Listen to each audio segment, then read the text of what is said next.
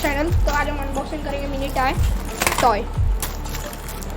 तो ये Swift disaster, आपने इसका शॉर्ट वीडियो भी देखा होगा, ओला कमेंट किया। तो सबसे पहले मैं इसे निकालूंगा।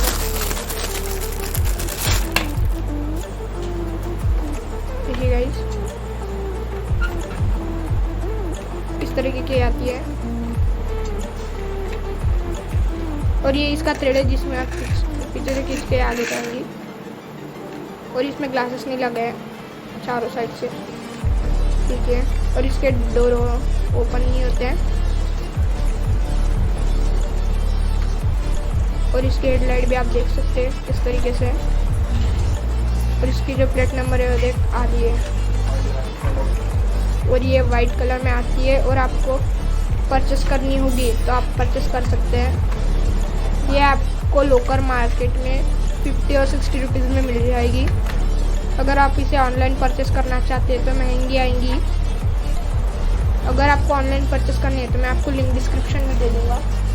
और इस गाड़ी का नाम है मारुति सुजुकी डिज़ायर VX है, सॉरी। तो देखिए, और इसका स्टीयरिंग भी घूमता है, देखिए इसका स्टीयरिंग भी घूमता है पर इसके टायर नहीं घूमते हैं। देखिए इसका इस तरीके की एक कार आती है।